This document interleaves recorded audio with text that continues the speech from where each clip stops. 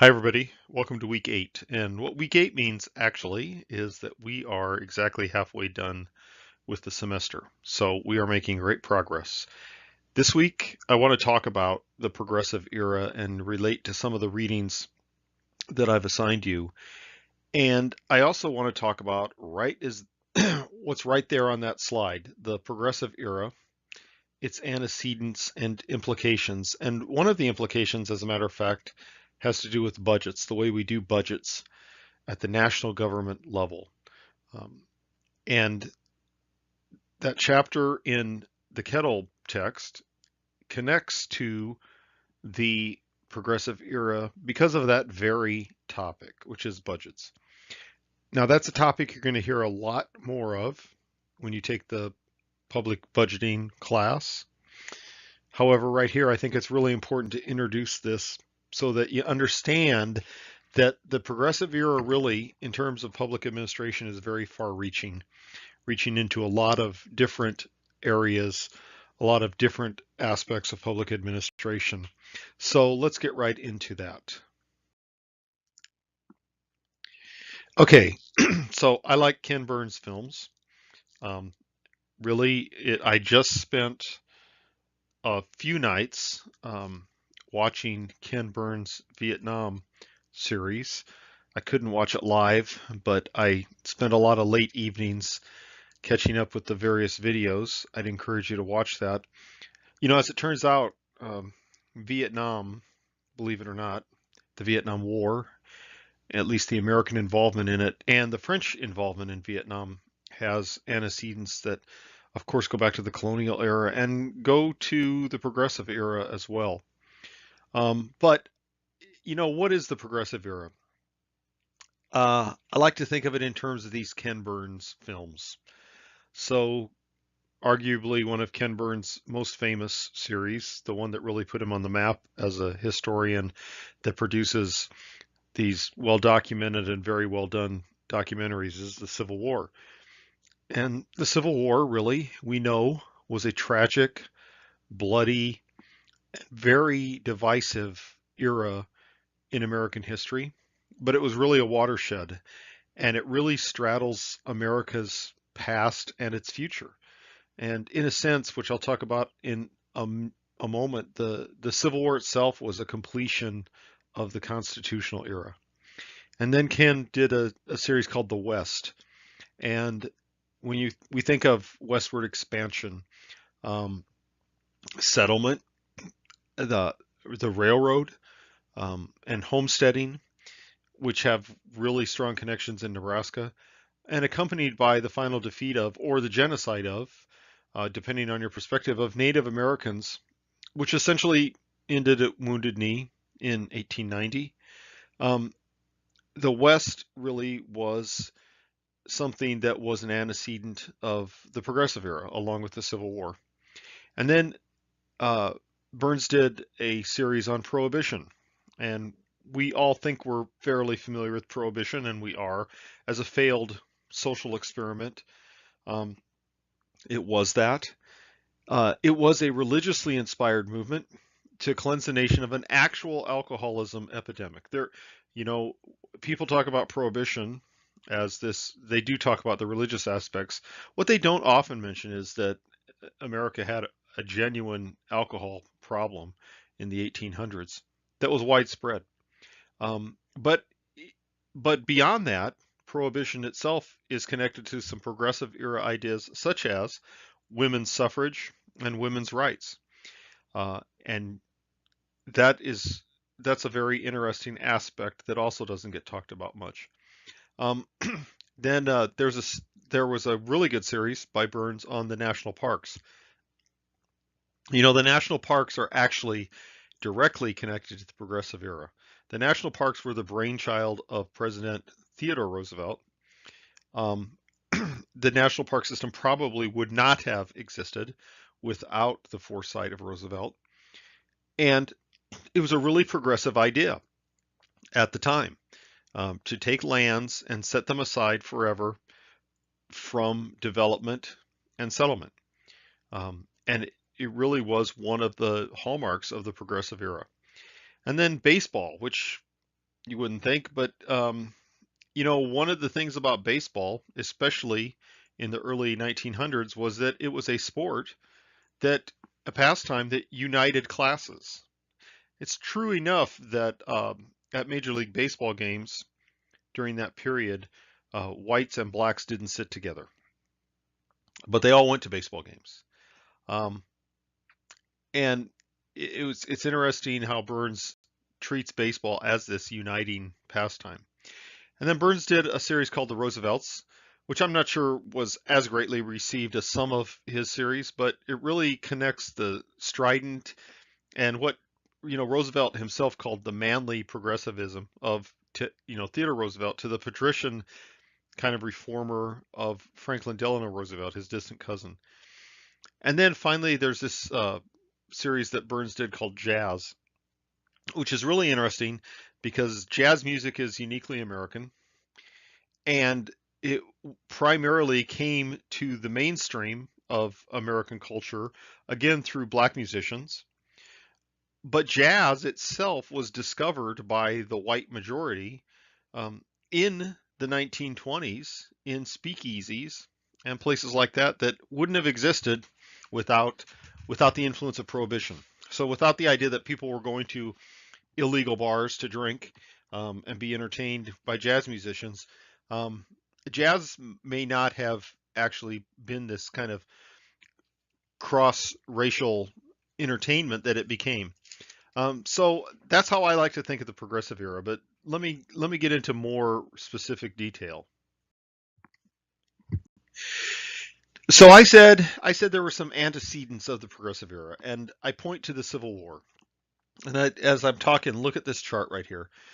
Um, the point of the Civil War, in a sense, is that you start out by considering that the Civil War was the most bloody war in American history. Um, the service rate for the Civil War and World War II were about the same. That is, the rate of citizens per 100,000 per 1,000 serving in the war. So that's pretty high. Um, about 11% of the whole population. The whole population. Uh, but the whole population, for the most part, wasn't serving. It was mostly men, certainly. Though several women did serve, and several women lost their lives in the Civil War. Um, but in terms of deaths, um, the total deaths in the Civil War were nearly 500,000, uh, and that was huge. The death rate was 140, 140 per 1,000 population. Think about that. That is a huge number compared to uh, World War II, where it was about 18 to 1,000. The very high number in the Mexican War is interesting because there weren't actually that many soldiers involved in the Mexican War. Most of those soldiers in the Mexican War died of disease. As a matter of fact, a lot died of malaria. But in terms of just of combat loss, the Civil War was certainly the bloodiest war in American history, far bloodier even than World War II and Vietnam. Um, and the wounded rate was much higher than any other war, with some horrific wounds and injuries that occurred during the Civil War. So I'm talking about all this, and you're saying, okay, what's that have to do with the progressive era? Which I'll get to in a second. So the Civil War itself, philosophically, if we want to think of it that way, was really a completion of the founding era. So we've talked about the Constitution a lot. We read that article by Stivers where she talked about uh, the great moral oversight of the founders of the founding generation. And she's quite right. It was a moral oversight to compromise on the issue of slavery. Now, I don't know what would have happened had they not, but in fact, I agree with Stivers that it was a great moral oversight. But there was always this question in America whether states could secede from the Union. Um, a lot of people still talk about this, but really the Civil War settled that. And Lincoln himself, said that The war was about keeping the Union together. Um, but the tension, the constitutional tension that had existed since 1787 in the United States really was over the legality and the spread of slavery. And and so that was never ever very far below the surface in political discussions. It really immediately after the constitutional era right up to the Civil War. The discussion became more belligerent and more unbearable, but it was never far below the surface. Many of the compromises that occurred after the founding era were as a result of slavery. The Missouri Compromise, if you've heard of that, and I know you have, but that was in 1820. It's called the Missouri Compromise because it was the compromise that Congress implemented to let the state of Missouri in the Union.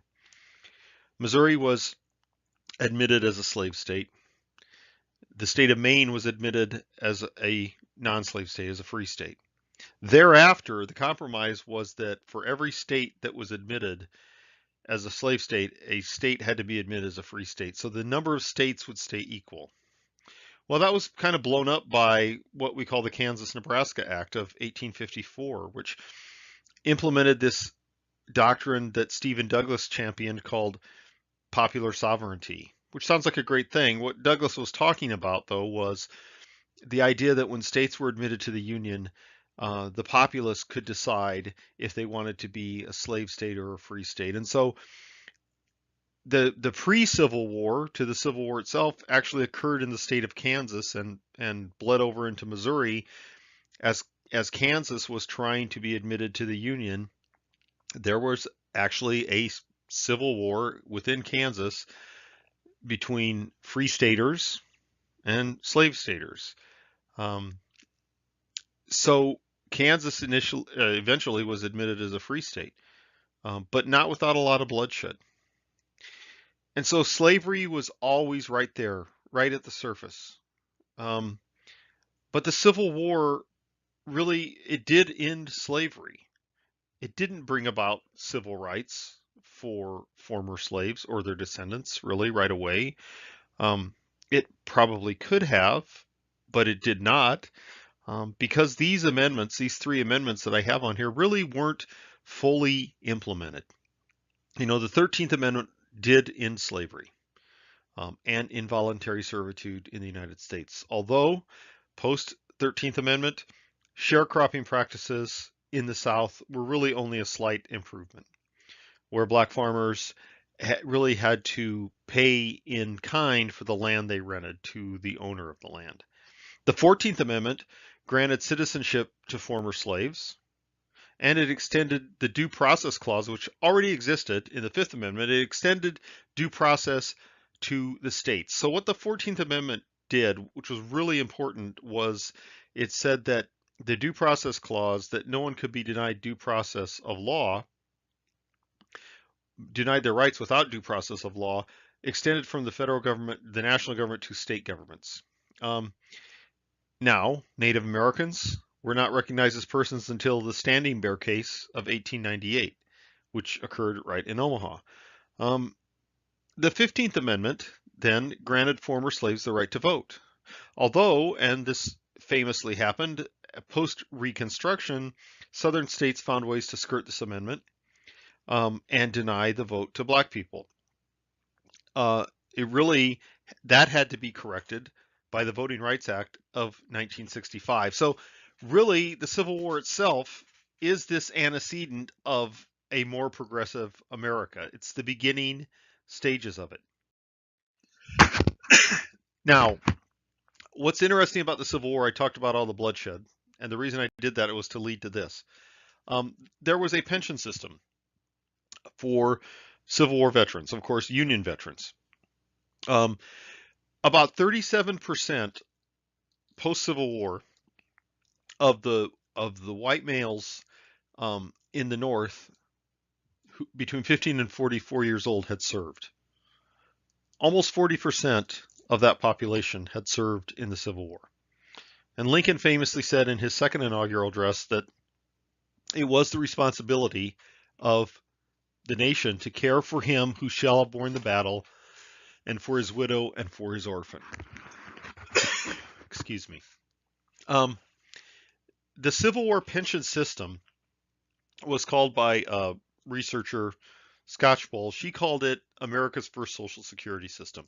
That is because the reason she called it that, because at a certain point in time, most of the aged men, anyway, in the United States were getting Civil War pensions for life. Um, and it really became a form of Social Security because it actually applied to those men's widows as well. It actually helped generate and sustain a very early interest group, the Grand Army of the Republic, which was theoretically a fraternal order of Northern veterans. But really, they were a lobbying organization that lobbied for better improvements to the Civil War pension system, and there were several, and they influenced the distribution of government benefits. Orloff and Goodnow talk about the rise of patronage politics through political parties. Well, a lot of that actually had to do with Civil War pensions because, as it turns out, the Republican Party in the North was very much interested in continually improving the Civil War pension system, which got them votes, um, and keeping their officials involved in the Civil War pension system.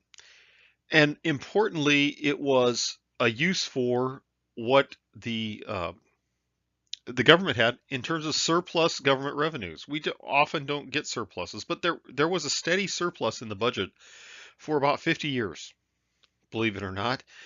Most of that income came from tariffs and taxes on alcohol distribution. But about 28 to 33% of all federal revenue went to the Civil War pension system. So imagine that. About 28 to 33% of all federal revenue paid for the Civil War pension system. That is more than the percentage that goes for Social Security now. And it led to other innovations. The idea that retirement should be something that is funded. The first federal workers' retirement system was actually introduced in 1920. Social Security, as we know, was introduced in 1935. Before Social Security was introduced, many private companies, many school districts had innovated pensions themselves. And so really the Civil War pension system led to a larger belief that pensions were a necessity for working adults. And so during the Civil War itself, there were a number of landmark laws that were passed that actually have a lot to do with the Progressive era in the future. One is the Homestead Act, passed in 1862, while the Civil War was blazing. Um, Along with the Homestead Act, the United States Department of Agriculture was created in 1862. So what was that all about? And why was that progressive? What the Homestead Act did was it granted 160 acres of farmland to families who just agreed to start farming that land within 5 years. And many of them did. Many of them didn't, but many of them did. Many of you have ancestors who are homesteaders. A lot of Americans do. I do. It it is something that is just ingrained in the settlement of the West, especially, and a lot of people don't even think about it. But um, the Department of Agriculture, why was it founded? It was founded actually as a department whose mission was to promote an industry. Now, many people say that government shouldn't be involved in the economy. I will tell you that the Department of Agriculture was specifically founded to be involved in the economy, especially the farm economy. It was designed to promote the practice of agriculture. Why? Because life on that 160 acres was very difficult. The Department of Agriculture was set up to aid those farmers and make sure that they could sustain their farming practice into the future. Um, of course, the USDA has branched off into other areas, but that is why the USDA was founded. The Land Grant Act of 1862, also called the Morrill Act, if you go to the campus on Lincoln, there's a Morrill Hall. It's named for the Morrill Act. What that did was it granted each state 30,000 acres of land for each congressional seat it had, and it created this entity we call land grant universities. The University of Nebraska in Lincoln, the original University of Nebraska, was a land grant university. These land grant universities uh, were to specialize in scholarship in the education, uh, uh, scholarship and education in the art and science of agriculture. Land grant colleges also established Reserve Officer Training Corps, or what we call ROTC these days. Um, why was that established? It was established so that the Army could have enough officers to serve in war if needed. Um, in 1890, the Land Grant Act was actually effectively amended, and it established what we now call historic black colleges and universities. So universities like Grambling State, were established under this 1890 Act. It was a so the Land Grant Act was actually a very influential and important act in terms of education in the United States. Further antecedents of the Progressive Era. The Pacific Railway Act of 1862, same year as the USDA and the Homestead Act, Lincoln signed to actually build the Transcontinental Railroad. It's sometimes called the Transcontinental Railroad Act, but really what it did was it said, we're going to build a railroad from Omaha, Nebraska to Sacramento, California. And we did that. How did we do that? It was a vast public-private partnership. The Union Pacific Railroad, which became a very profitable corporation, did not exist before the establishment of the Pacific Railway Act. It stood up to build from the eastern terminus to the west, and the Central Pacific Railroad, which had existed, built from the western terminus in Sacramento, and they met in Utah. Well, both railroads benefited from their debt being guaranteed by the federal government. Both railroads were granted large tracts of land, some of which they sold, a lot of which they sold, a lot of which they kept later for mining and other rights. The coal in Wyoming was the property of the Union Pacific Railroad, which actually helped it become very wealthy later on.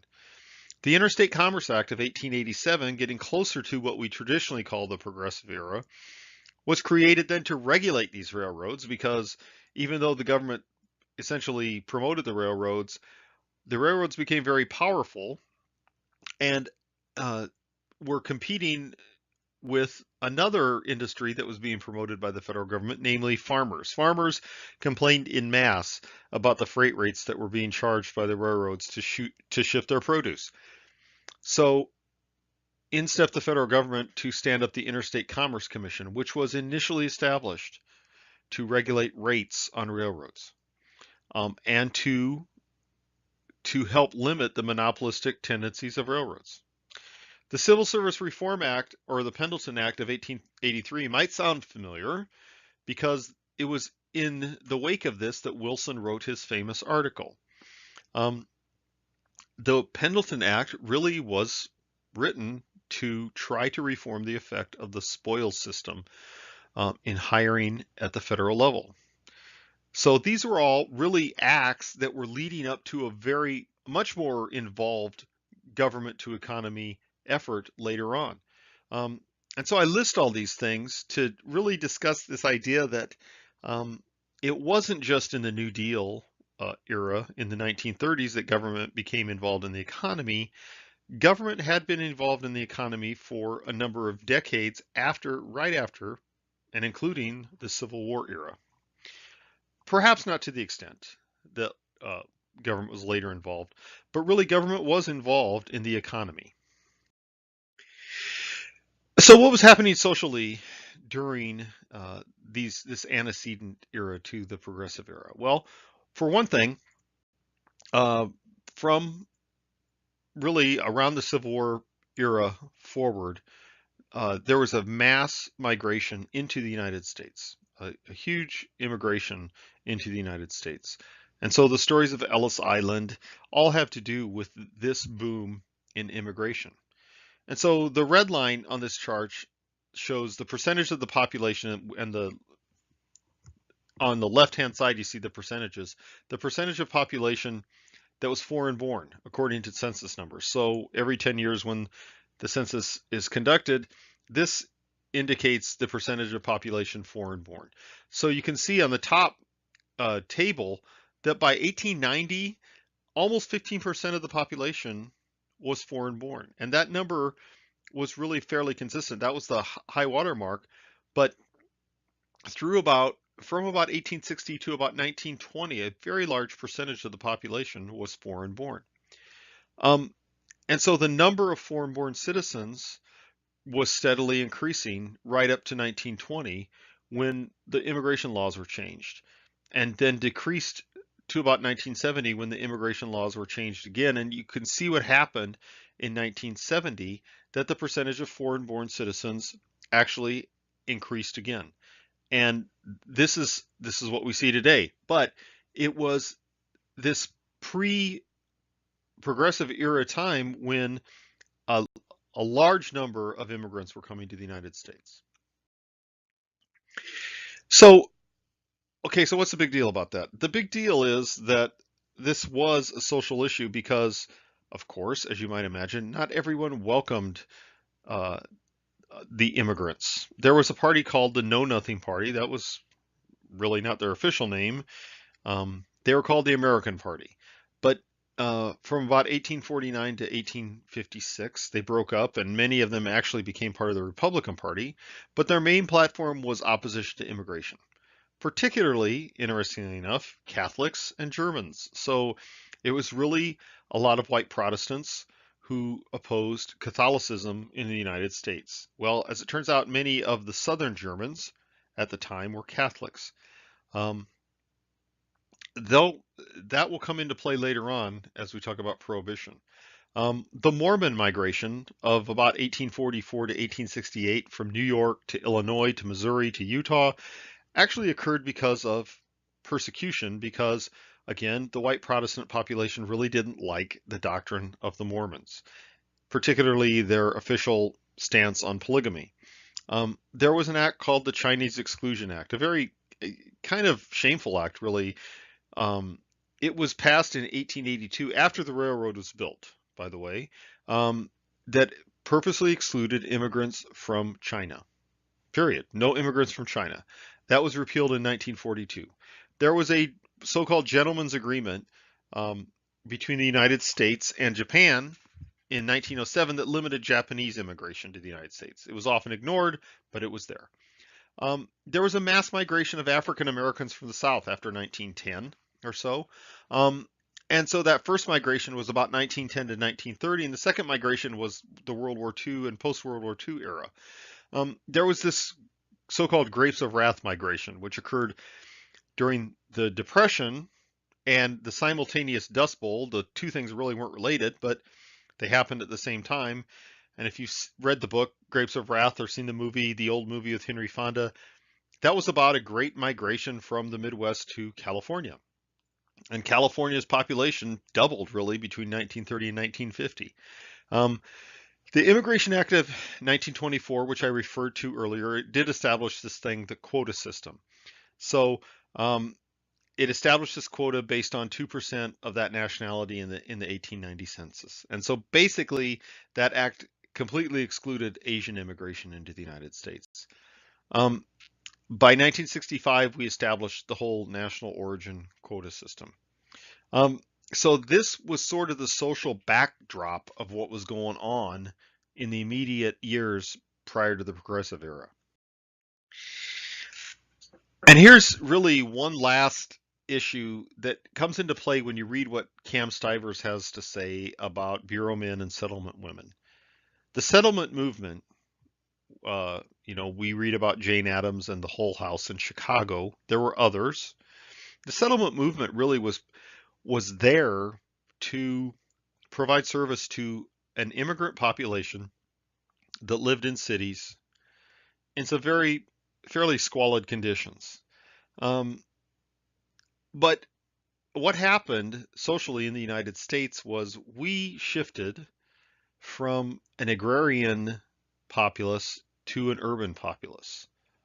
Of course, there are still people living on farms. There are still farmers. But the ideal of this Jeffersonian yeoman farmer really, really kind of went out the window, even though we still have a great affinity for that.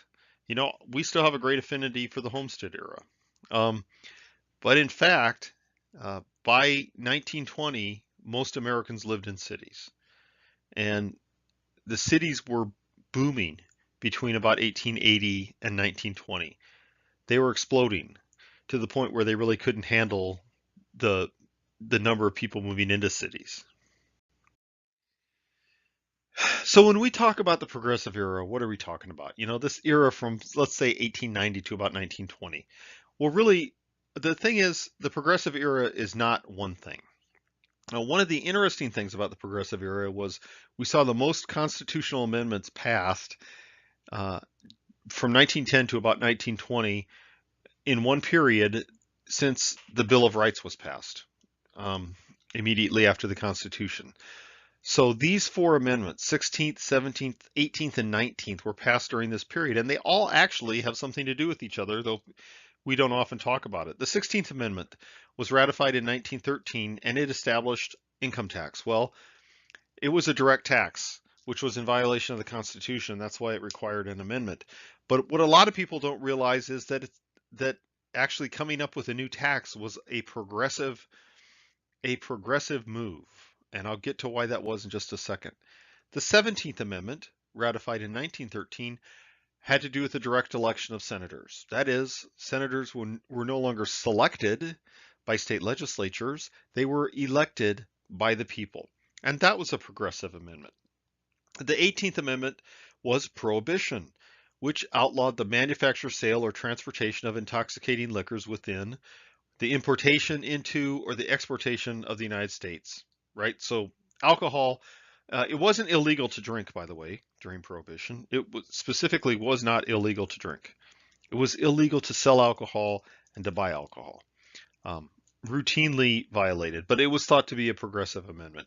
And the 19th Amendment actually established the right of women to vote nationally. So all these things were actually progressive. So as it turns out, many of the women involved in the Prohibition movement who had been involved in the temperance movement for decades, really, um, were also suffragettes, as they were called. They were the same women calling for prohibition who were calling for the right of women to vote.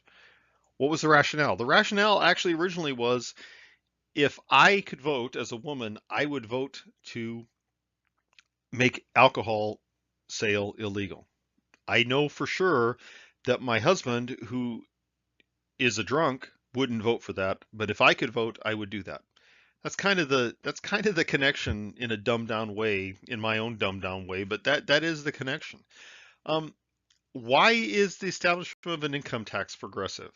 As it turns out, some of the same people who supported prohibition supported the establishment of an income tax. Why? Because most of the revenue at the federal government level came from tariffs and taxes on the sale of alcohol. So the reasoning was, if another tax base can be established, the federal government won't need uh, the revenue from liquor taxes. And in fact, that's really what happened.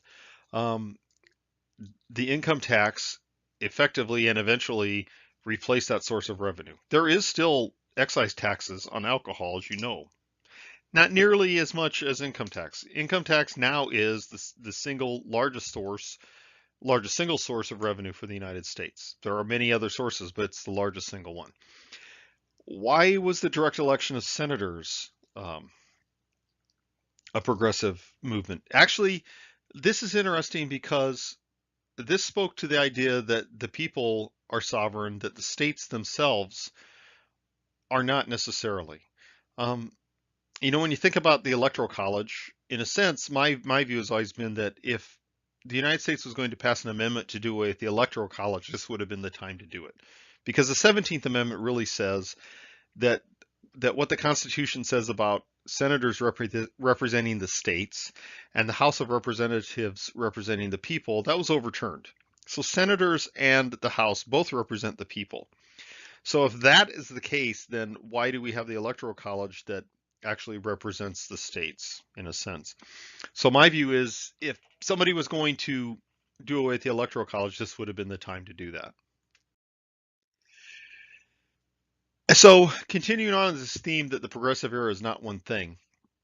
When we think about the progressive era, we're partially focused on individuals like President Theodore Roosevelt and Woodrow Wilson at the national level.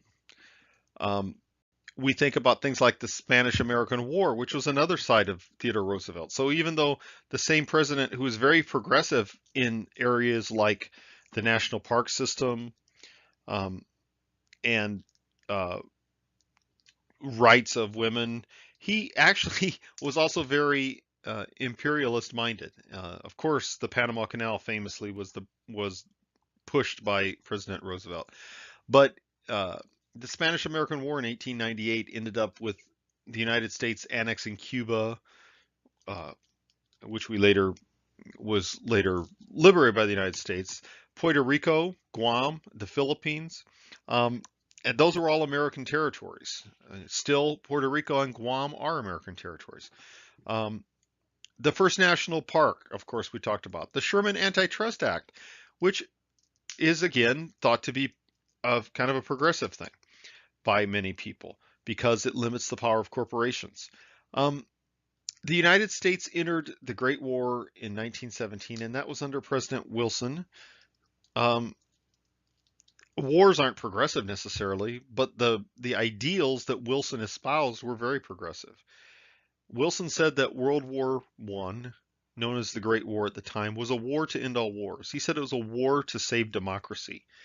Um, the League of Nations, which Wilson proposed, and ironically, the United States never became part of because the Senate refused to ratify the treaty, um, was a progressive thing. Wilson truly believed that the League of Nations was going to end war among nations, that conflicts could be discussed and not fought over. And so all this progressivism, Warren Harding was elected in 1920 with his campaign promise of a return to normalcy. Now that, when you think of a campaign promise, that doesn't sound like much, but the country probably was a little tired of all the chaos of progressivism. And here's a guy who says, look, let's just get back to normal, whatever normal means. So part of the progressive era was actually focused on reactions against the established order, which many of us think about. There's a movement called the Grange Movement, which you've probably heard of. The Grange Movement really was formed as an organization of farmers to express grievances against the banking system and the railroad industry. Um, Author Sinclair Lewis wrote a very, very famous book called The Jungle, in which he laid out in really very kind of grotesque detail uh, what was going on in packing plants in terms of the lack of worker safety, in terms of disease, and actually this directly led to the inspection of the packing industry, which the United States Department of Agriculture still engages in. I talked about the Women's Christian Temperance Union and their connection not only to prohibition, but also to women's right to vote. We saw the rise of socialism with people like Eugene Debs, who protested the U.S. involvement in the Great War. We saw the rise of African American intellectuals such as W.E.B. Du Bois and Booker T. Washington. Um, and so, again, the progressive era really is not one thing. Um, and so it's partially focused on ideas like breaking up the industrial and financial control of monopolies. So that was Roosevelt's antitrust movement. Um, it was it was the idea that we should respond to the oppression of poverty in urban centers through social action. This was Jane Addams and the settlement house movement, but other people as well. Um, there was the idea of supporting, or perhaps some people said, taking advantage of immigrant populations. Um, what we know as machine politics or corrupt machine politics actually operated by co-opting the support of immigrant populations and making political promises to these populations. But the progressive era really was about striving also for efficiency in government. And this is the bureau men that Stivers is talking about. And it's really the beginning of the modern executive budget. And that's where I want to take a little diversion in this lecture. Okay, so this is the national budget of the United States. This is from chapter 11 of the Kettle text. This is the national budget of the United States expressed in terms, and you can see on the left axis, expressed in terms of the percent of the gross domestic product. So really,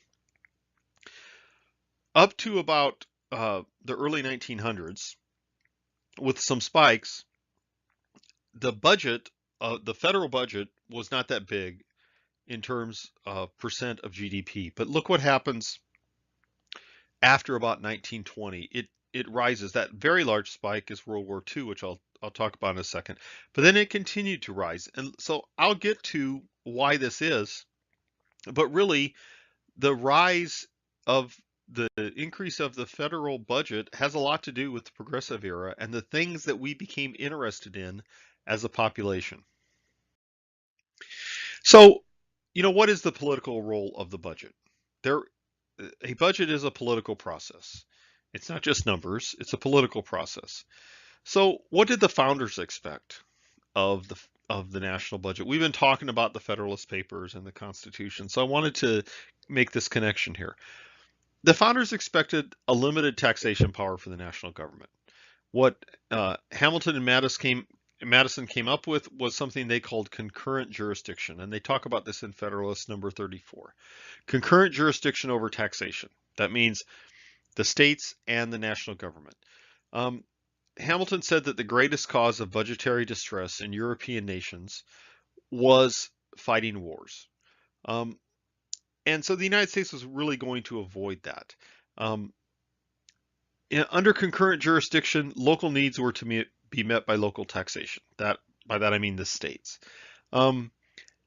Because the national government really only had taxation power over certain tariffs. Spending bills were to originate in the House of Representatives, which seems quaint because spending bills really originate in both houses now. But they were to originate in the House of Representatives. Why? Because it was thought to be the people's house and you were about to spend the people's money. Military appropriations were limited to 2-year appropriations. This is really significant. We've never had a constitutional amendment that overturned this, but this definitively is not really the way we do the military budget now, or any budget for that matter. We do project ahead, even though the budget is a year-to-year process. We project ahead, especially in the military and procurement. We enter into very long-term procurement contracts. We project ahead in our planning for what the budget should be in the out years. But they were serious in the Constitution. They wanted to have control over the military through the power of the purse.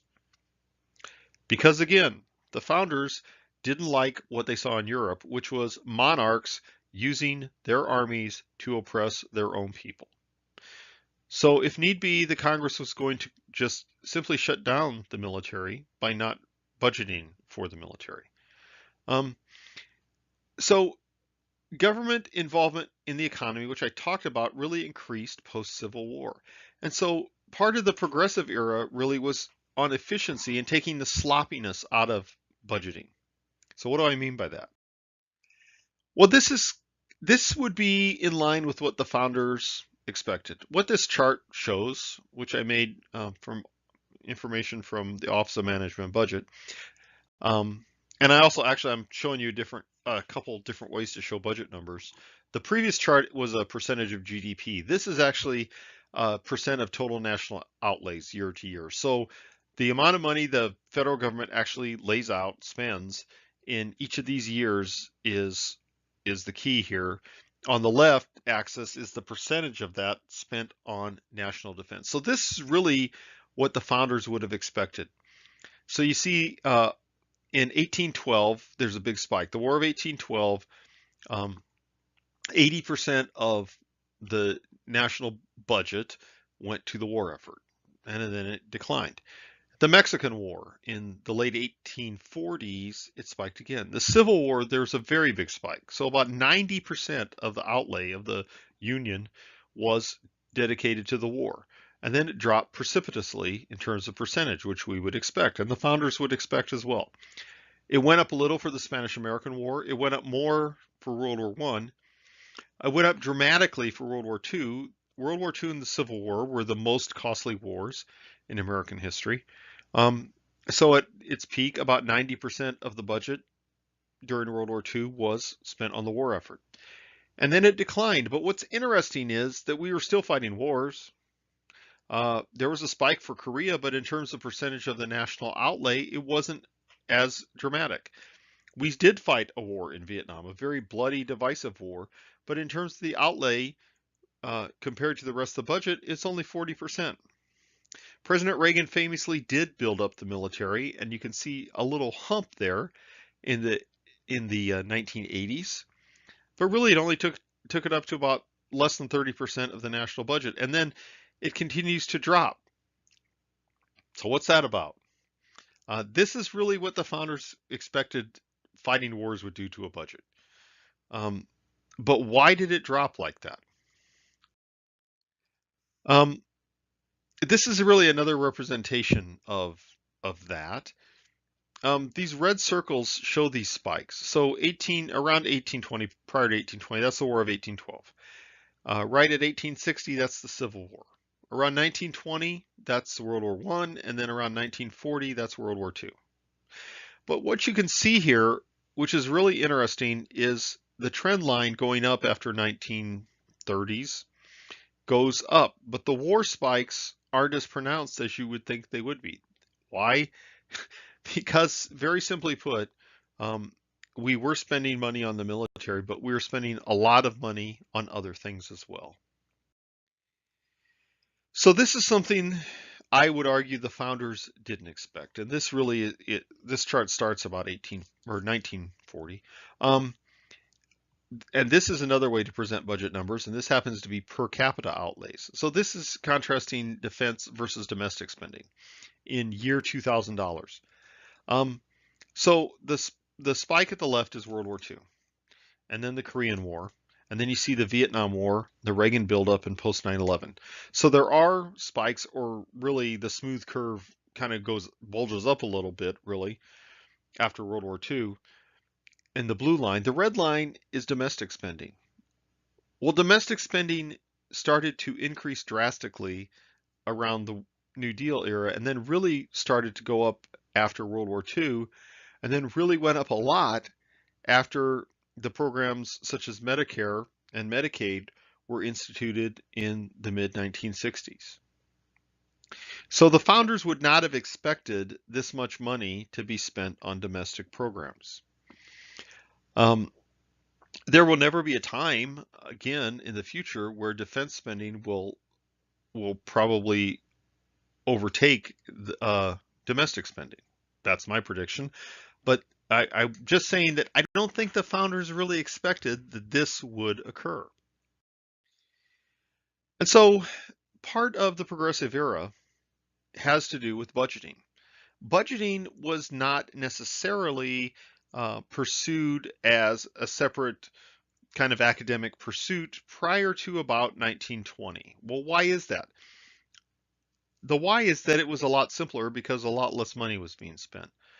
But in 1921, Congress passed the Budget and Accounting Act, and it really revolutionized federal budgeting because for the first time it established what we call an executive budget. The budgets prior to 1920 were submitted separately by each department to Congress, often without coordination even between departments at the presidential level. In 1921, Congress basically said, look, we want a budget from the president. We want it to outline the budgets for each of the executive departments, and then we want to act on the entire budget. So really, Congress was ceding some of its authority to the president. In 1974, following many of the very large disagreements between the Nixon administration and Congress, Congress passed the Congressional Budget Act to assert more control. So in a sense, the whole history of budgeting is about legislative executive rivalry. But the point I'm driving home here with reference to the progressive era is that executive budgeting was a progressive idea. And that is the idea that budgeting should somehow be rationalized and run by the executive department. That was a progressive idea that really led to and enabled the presidency of FDR in the New Deal. So here's the readings we looked at this week: Stivers, Bureau Men and Settlement Women, and here's a lot of questions about Stivers, and these are some questions I'd like you to consider as you do the reading. I'm not going to read these one by one, but look at these questions, and these I hope will help you guide your reading through Stivers. And I'm going to actually do this for each of the readings. These are some of the things you ought to be thinking about um, in terms of what Stivers is talking about, and in particular, if we're talking about public administration, what do we view as government's responsibility for social action?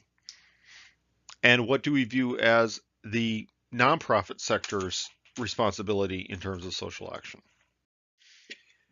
Savara's work, The Structural Reform Impulse in Local Government, talks about one of the other threads of the progressive era, and that is that many progressives saw their mission as making government more businesslike.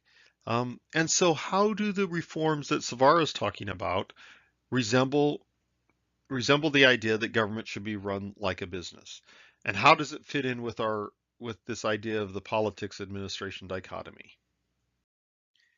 This reading by Williams is very interesting because it's talking about measuring government in the early 20th century. Well, one of the things the so-called bureau men were very interested in was coming up with measurements to actually measure performance of government. Well, we're still interested in that, aren't we? So, in a sense, this idea was born in the progressive era. This idea that government can be uh, measured and rationalized.